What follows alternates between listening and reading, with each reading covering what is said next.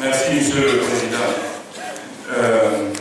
Je voudrais, avant d'aborder mes questions, regretter, comme le rapport l'a soulevé, que l'exercice budgétaire a été un fiasco cette année, parce qu'elle n'a pas révélé ce qu'il doit être réellement. Mais on avra pour cette année, on continue, on considère que c'est le retard qui a fait le retard du fait que le budget nous soit venu, qui a fait ça. Mais l'année dernière, il faut que nous prenions les dispositions pour avoir un bon l'année prochaine.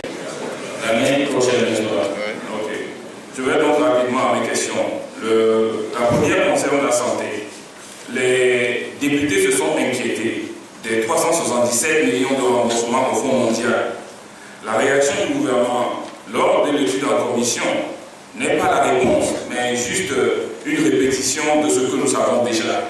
Ce que les députés voulaient savoir, c'est sur quelle base juridique fait-on rembourser ce montant par le contribuable togolais, puis quelles sont les dispositions prises pour que les responsables remboursent ensuite à l'État et à quelle échéance? C'est ça que les députés voulaient savoir. Ensuite, dans l'organisation et le financement des soins de santé définis par le Togo, il est dit que la césarienne est partiellement prise en charge dans les sites chirurgicaux depuis le 2 mai 2011, selon les modalités suivantes. Kit gratuit, subvention de l'État 20 000 francs, paiement forfaitaire du patient 10 000 francs CFA. Le contribuable togolais a déboursé pour la partie État 1 milliard en 2013 et prévoit 1,2 milliard pour 2014 à cet effet.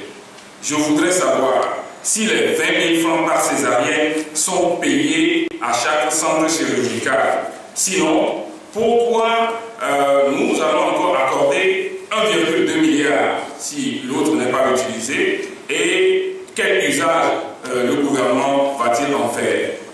Il y a ensuite la question des primes de 20 000 francs et 30 000 francs dont la crise secoue le secteur par intermittence depuis l'année dernière. Les responsables compétents de l'État disent que c'est les hôpitaux qui doivent payer ces 20 000 francs sur leur budget autonome. Ce qui est en contradiction avec ce qui est convenu entre le gouvernement et les syndicats, au terme duquel il dit, je cite, « S'agissant des agents émergents sur les budgets autonomes des hôpitaux, le gouvernement s'est engagé à leur payer cette prime. Ce paiement sera effectué conformément à la pratique acquise déjà entamée par le ministère. » Mais on constate que ce n'est pas le cas ici et ce que le gouvernement dit. Avec un tel engagement, pourquoi le gouvernement n'a pas profité du vote du budget pour solliciter auprès de l'Assemblée une ligne pour couvrir cet engagement?